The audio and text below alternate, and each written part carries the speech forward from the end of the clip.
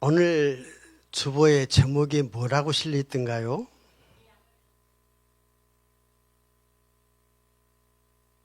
다시 한번 뭐라고요?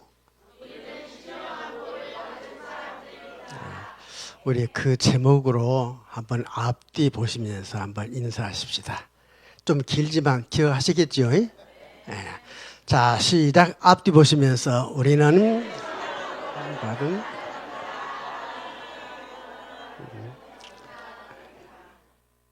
진짜입니까? 진짜인 것 같습니다. 이번에는 저를 보시고 조금 유치해집시다. 가끔 그럴 때도 필요하거든요. 한번 눈을 한번 감아 보십시다. 심호흡을 한번 크게 해보십시다.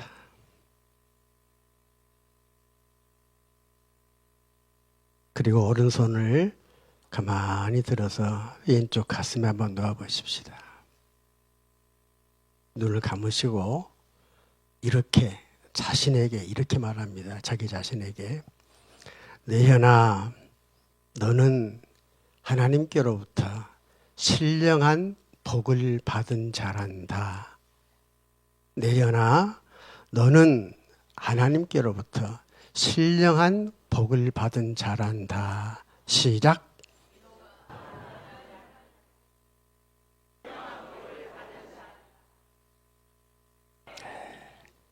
믿으십니까? 자, 손을 내리시고 눈을 떠보십시다. 분명히 복을 받은 자라고 했으니까 사랑누님 복을 받으셨습니까? 예? 아멘. 그러면 재산이 한 100억쯤 되시나요? 예? 아니 괜찮아요. 돈 꿔달라는 말 안 할 테니까 100억쯤 되십니까? 못 돼요? 100억도 못 됐는데 복 받았다. 그 말이 안 맞는데. 복에는 두 가지가 있습니다. 오늘 본문 나온 대로 하늘에 속한 신령한 복이 있고 또 하나는 땅에 속한 육신의 복이 있습니다. 우리 사람들은 복 그러면 먼저 뭐가 먼저 떠오를까요? 솔직하게 말해봐.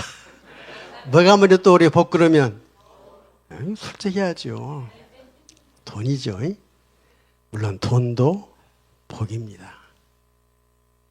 명예도 복이고 권세도 복이고 건강도 복이고 미인으로 태어난 것도 복입니다.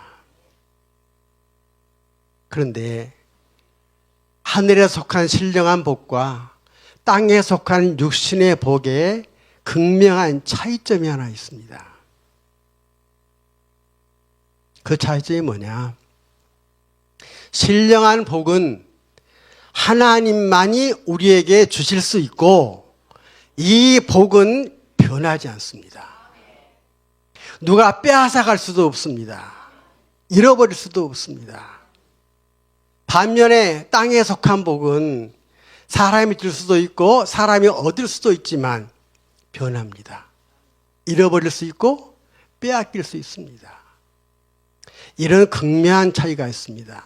복은 복이지만 오늘 말씀하시는 것은 땅에 속한 육신의 복이 아니라 하늘에 속한 신령한 복을 말씀하십니다. 우리는 그 복을 받을 자입니까? 받은 자입니까? 뭐라고요? 네, 과거형이죠. 미래형 받을 자가 아니라 받은 자입니다.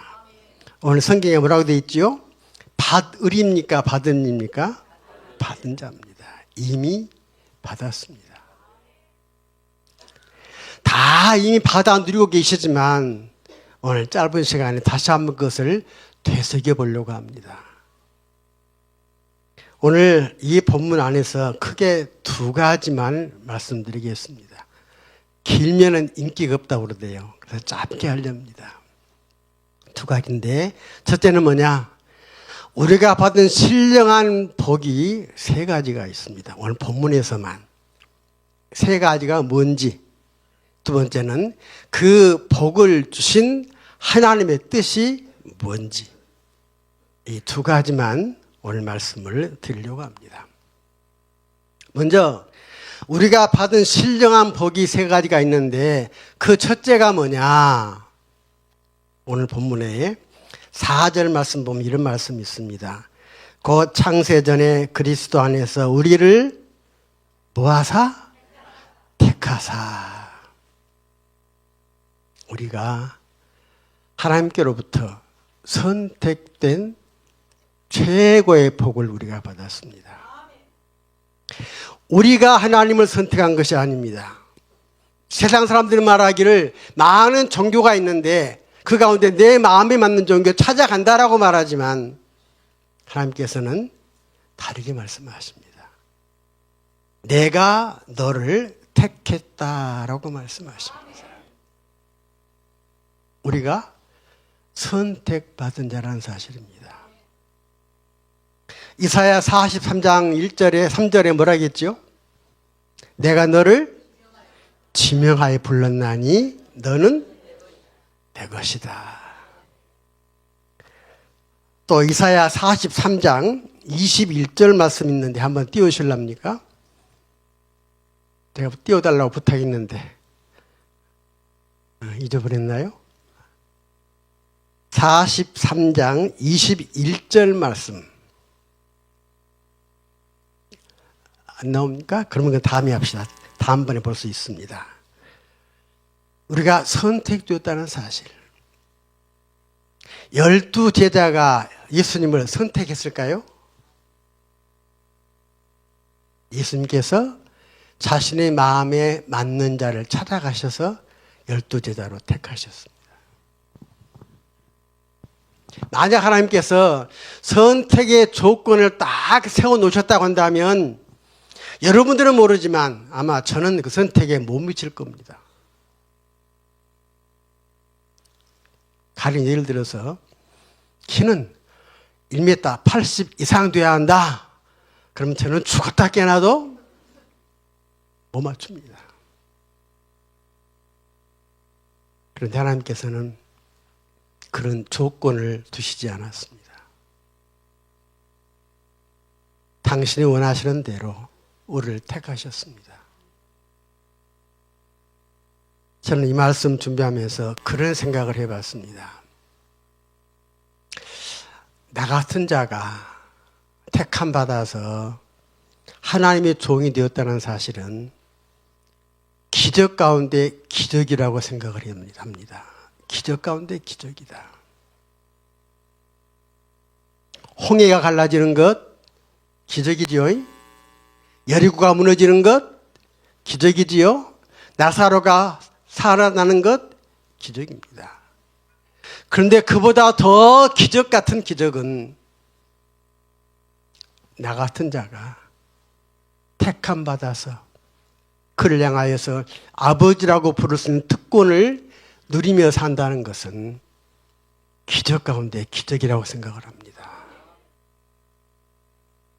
저 세상에는요, 우리보다 더 착하고 선하고 많이 베풀고 더 양심을 따라 사는 사람들이 얼마나 많은지 모릅니다.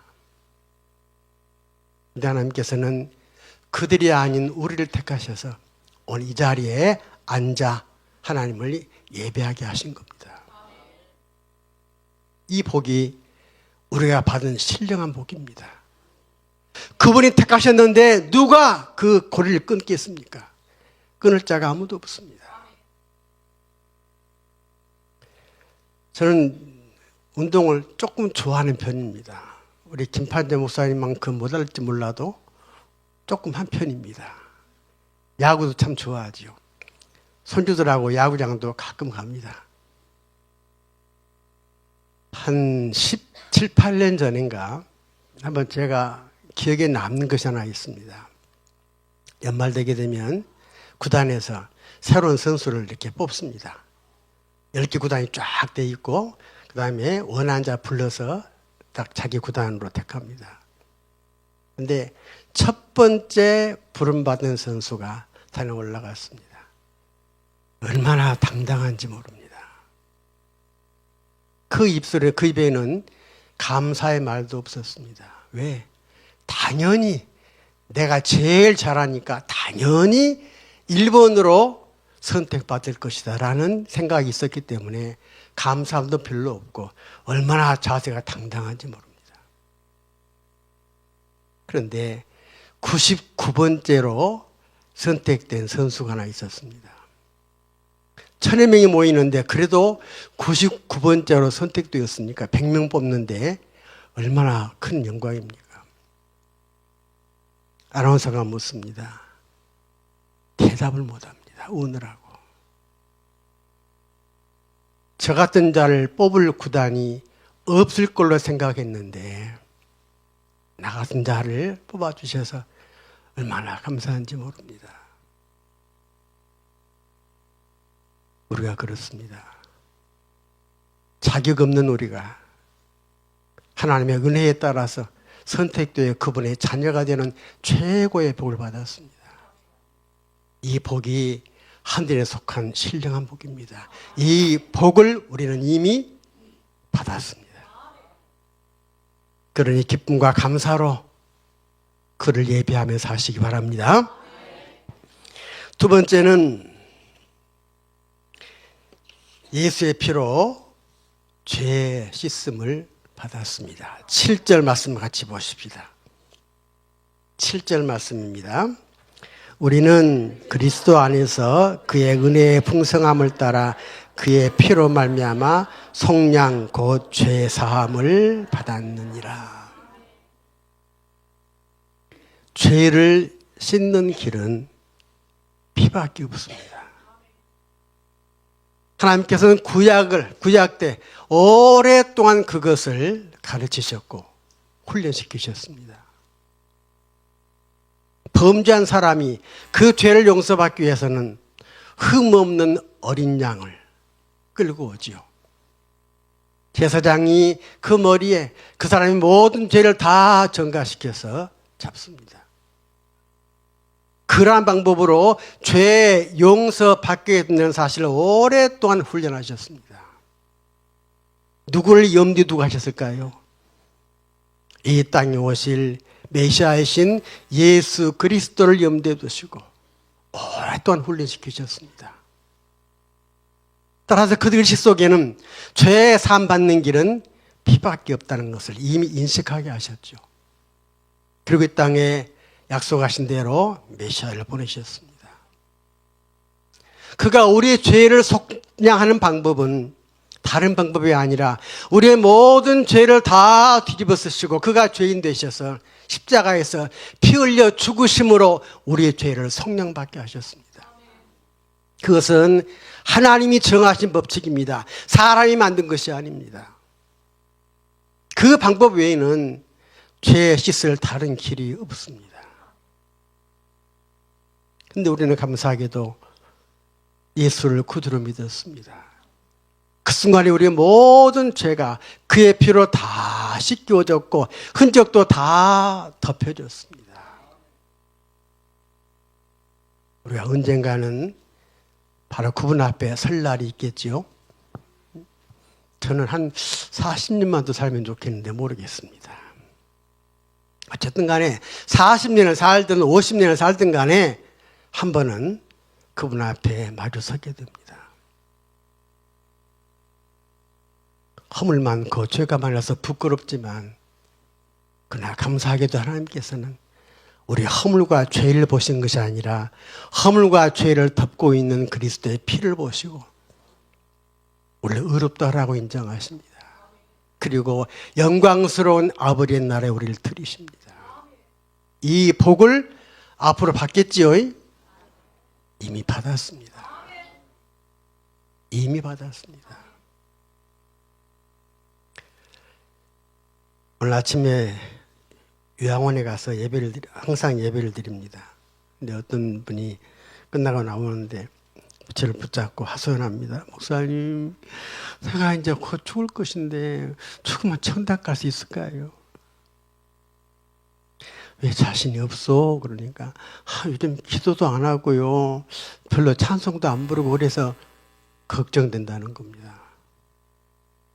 여러분도 그러시나요? 그러십니까? 우리가 받은 구원의 복, 우리가 씻김받은 죄는 하나님은 기억도 하시지 않습니다. 우리가 그 복을 지금 받아 누리고 있는 겁니다. 그러면 앞으로 죄를 져도 괜찮겠네. 어차피 다 용서해 주시니까. 그러겠죠? 아니, 다 용서받는데 뭘. 용서는 받지만 매는 맞지요. 버리시지는 않지만 죄에 씻김받은 것 하늘에 속한 신령한 복입니다. 아무나 받는 복이 아니라는 말입니다. 이 복을 우리가 그냥 받았습니다. 거저 받았습니다. 그러니 이 복을 인하여 기뻐하고 감사하고 즐거워하면서 하나님을 잘 섬기고 이 땅에서도 그리스도인으로 살아가실 수 있기를 주의 이름으로 축복합니다. 세 번째 받은 복이 뭐냐? 성령으로 인치심을 받았습니다. 13절 말씀 한번 같이 보십시다. 그 안에서 너희도 진리의 말씀 곧 너희의 구원의 복음을 듣고 그 안에서 또한 믿어 약속의 성령으로 인치심을 받았으니 성령께서 내 마음에 오셨습니다. 어떻게 그것을 믿으시나요? 안 보이는데 안 보이잖아요. 근데 어떻게 믿으십니까? 여러분 사람들은 눈에 보이는 것만 믿지 안 보이는 것은 안 믿잖아요. 분명한 증거가 있습니다. 내가 예수를 구주로 고백했다면 그 고백은 내가 한 겁니까? 성령께서 하게 하신 겁니까? 성령께서 하게 하신 겁니다. 아무나 예수를 주라고 고백 못합니다. 저는 그것을 한 20년, 93년도에 저는 한번 그것을 실감 있게 깨달은 일이 있었습니다. 그때는 제가 화순 동면 중앙교회 심호할 때입니다. 네, 우리 성도 한 사람이 갑자기 아파가지고 전대병원 응급실에 입원을 했습니다. 새벽에 3시쯤 됐을까요? 전화가 왔습니다. 목사님 죽게 생겼습니다. 왜요? 그러니까 배가 너무 아프답니다. 그래서 연락이 해서 전대병원 응급실로 갔습니다. 가서 일단 조치를 하고 있는데 저쪽에서 한 젊은 여인네가 슬금슬금 눈치를 보더니 저를 찾아옵니다.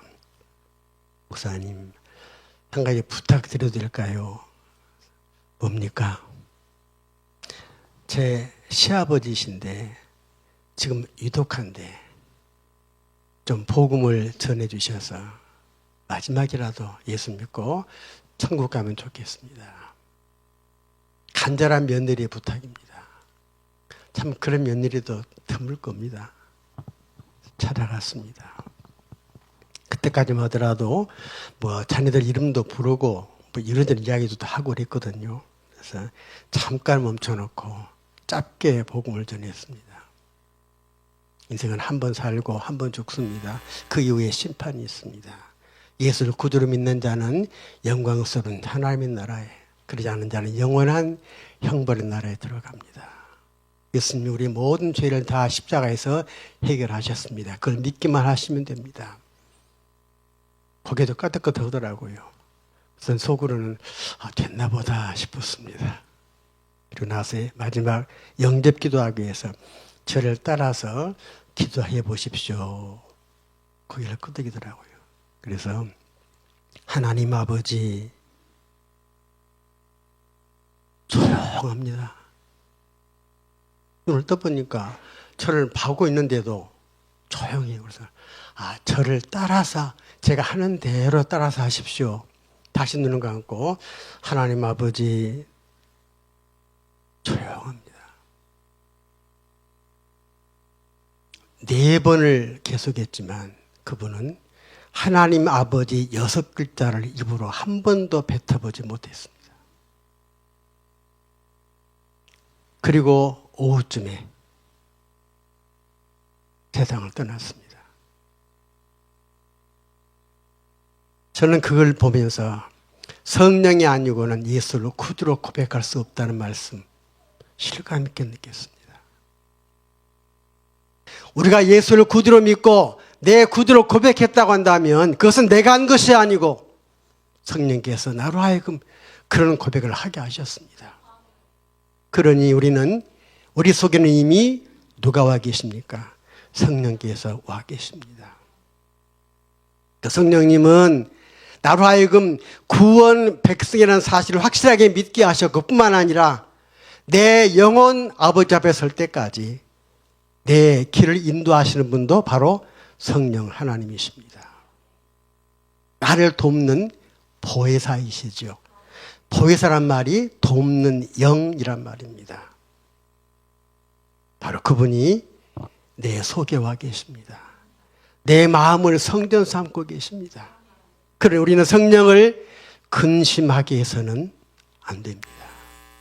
그분은 나를 돕고 있는데 내가 그분을 근심하게 한다면 우리가 지금 잘못 살고 있다는 말입니다.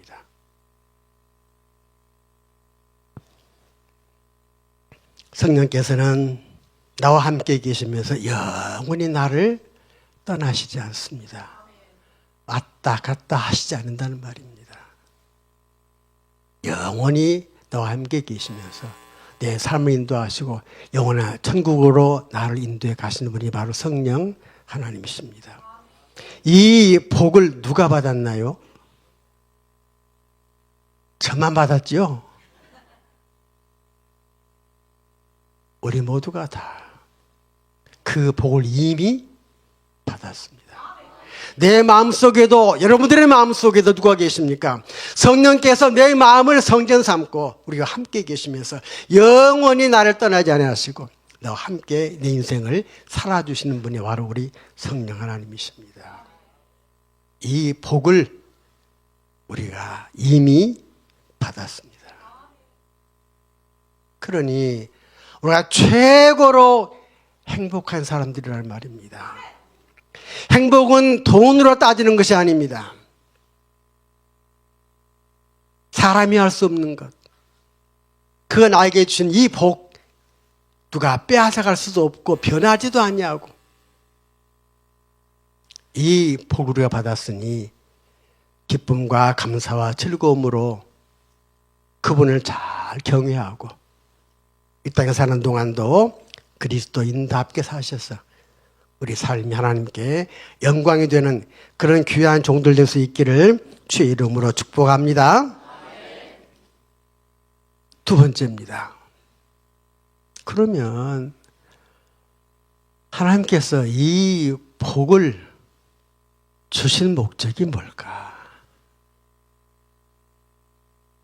이 복을 왜 주셨을까요? 그냥 한번 멋지게 살다 오라고 주신 것이 아닙니다. 어떤 목적이 있어서 우리에게 이 복을 주신 겁니다. 그 목적이 뭔가 오늘 본문에서 살펴보십시다. 6절 말씀 한번 같이 보십시다. 이는 그가 사랑하시는 자 안에서 우리에게 거저 주시는 바 우리의 영광을 찬송하게 하려는 것이라.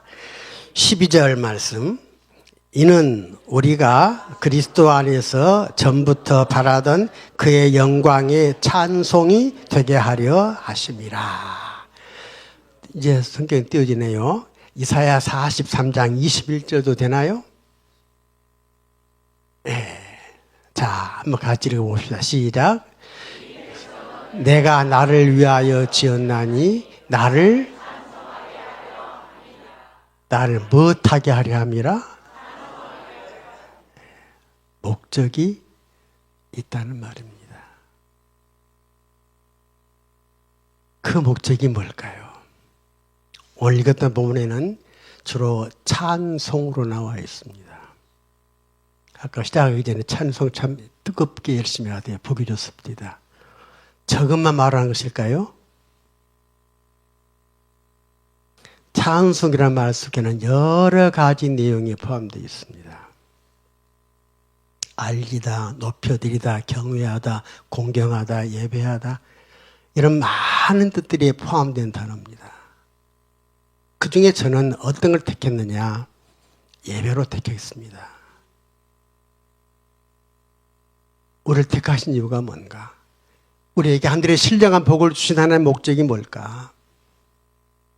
이 땅에 살면서도 하나님을 예배하는 예배의 백성을 삼으시려고 우리에게 신령한 복을 주셨습니다. 예배는 신령한 복을 받은 사람들이 하나님께 드릴 수 있는 것이 많이 있지만 그 가운데 가장 가치 있는 것이 예배라고 생각합니다. 예배보다 더 귀한 것은 없습니다. 이 예배는 자신이 받은 신령한 복을 분명히 아는 자들이 하나님께 드릴 수 있는 가장 고귀한 것입니다. 교회를 왔다 갔다 하기 위해서 예배자냐? 아닐 겁니다. 내가 필요해서 왔다 가는 것, 옛말로 예배를 보는 것, 내가 주가 되어서 예배를 보는 것, 그건 하나님께서 기뻐하시지 않으실 겁니다. 예배하는 목적이 이유가 분명해야 됩니다. 왜 그분을 예배하는가?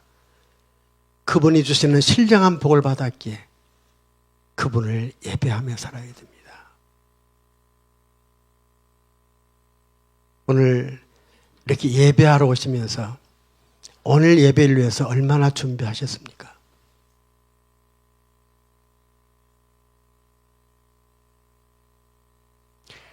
저는 할머니 때부터 신앙생활을 배웠습니다. 할머니는 일찍 혼자 되셔서 신학도 하셨고 돌아가신 정교 목사님하고 신학 동창이십니다. 어릴 때부터 예배를 준비하는 모습을 할머니로부터 배웠고 또 어머니도 그 모습을 따라서 저희가 아름다운 본을 남기셨습니다. 우리 신영희 권사님이 안 계시는데 같이 성경을 중앙교회 출신이라 잘 알지요. 옛날 우리 어르신들은 예배를 위해서 정말 누가 봐도 정성스럽게 예배를 준비하셨습니다. 토요일 날 되게 되면 왜 그랬는지 모르지만 꼭 한복을 입으셨습니다. 주일날 교회 갈 때. 그런데 한복을 어쩝니까? 빨면 뭐 해야 돼요? 다려야 되잖아요. 지금처럼 좋은 이게 있는 것이 아니고 옛날에는 동광것에다가 숯 얹어가지고 데렸거든요. 치마는 혼자 데립니까? 못 데립니까? 누가 잡아줘야 되잖아요. 밖에서 열심히 놀고 있는데 부릅니다. 빨리 잡으라고. 그게 얼마나 싫었는지 모릅니다. 헌금도 새돈이 귀할 때이기 때문에 비누로 빨아가지고 다리미로 다려서 성경책에 딱 넣어놓고 어릴 때부터 그걸 보았습니다. 예배는 저렇게 준비하는 거구나. 우리 예배자의 자세도 참 중요합니다.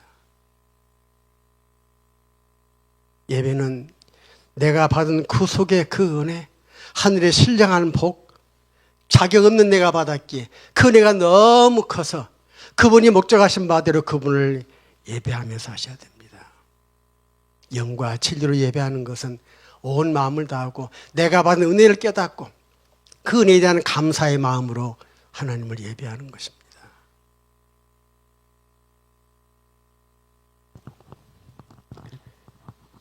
사람들은 그냥 교회 갔다 오면은 예배 받다라고 생각을 합니다. 하나님께서는 아니라고 말씀하십니다. 아니다. 너는 나를 예배한다고 했지만, 예배 드린다고 했지만 나는 네 예배를 받은 적이 없다라고 말씀하실 분도 있을 수 있습니다. 이 세상에는. 한번 말씀으로 확인해 볼까요? 말라기서 보시죠. 말라기서. 구약 맨 마지막 책이죠. 말라기에 있는 말씀 한번 보십시다. 1장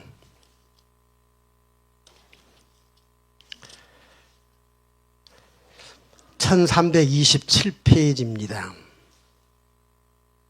말라기. 저기 나왔네요. 네. 자, 한번 같이 보십시다. 시작. 너희가 내 제단 위에 헛되이 불살하지 못하게 하기 위하여 너희 중에 성전문을 닫을 때가 있었으면 좋겠도다. 내가 너희를 기뻐하지 아니하며 너희가 손으로 드리는 것을 받지도 아니하리라. 무슨 말씀입니까? 이스라엘 백성들이 하나님을 예배한다고 말합니다. 그리고 안식일 날은 와서 거룩한 척 예물을 드리고 예배합니다. 그리고 가서는 헛된 다른 것들을 섬기며 삽니다. 하나님께서 오죽하셨으면 누가 저 성전문을 닫아버렸으면 좋겠다. 저 꼴 내가 보지 않도록 누가 닫아버렸으면 좋겠다. 무슨 의미일까요? 오늘날 우리 예배도 마찬가지입니다. 정말 예배의 의미가 뭔지, 내가 왜 예배해야 되는지, 내가 받은 은혜가 뭔지를 분명히 기억하고 준비해서 감사와 기쁨과 즐거움으로 자원하는 마음으로 그분을 예배할 때 하나님께서는 비로소 그 예배를 받으십니다. 예배는 내가 보는 것이 아닙니다. 내가 필요해서 오는 것이 아닙니다. 마음이 울적해서 그래서 오는 것이 아니라는 겁니다. 세물교회야 원래부터 준비가 잘 되어 있고 훈련 잘 되어 있어서 모두가 다 예배자인 줄 믿습니다. 다시 한번 말씀드리는 것은 예배가 그만큼 중요하기 때문입니다. 예배 생활만 잘 하셔도 하나님 은혜는 그 예배를 통해서 충분하게 공급됩니다.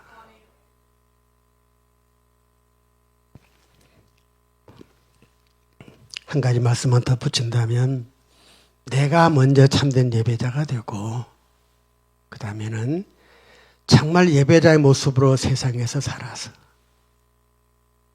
나를 보고 또 다른 예배자가 세워진다면 바로 그것은 하나님의 구원 역사를 수종드는 가장 아름답고 귀한 일입니다. 구원은 내가 천국 가는 것, 물론 내 개인으로 볼 때는 그것이 구원이기도 하지만 하나님께서 말씀하시는 구원은 첫 창조를 회복하는 것이 구원입니다. 범죄하기 이전의 첫 창조, 모든 피조물이 하나님을 찬양하고 경배하던 그때로 다시 회복되는 것, 그것이 바로 구원의 완성입니다. 그러니 내가 먼저 참된 예배자가 되고 내 삶을 통해서 또 다른 예배자가 세워진다면 그것은 하나님의 구원 역사를 수종드는 아름다운 일이라는 말입니다.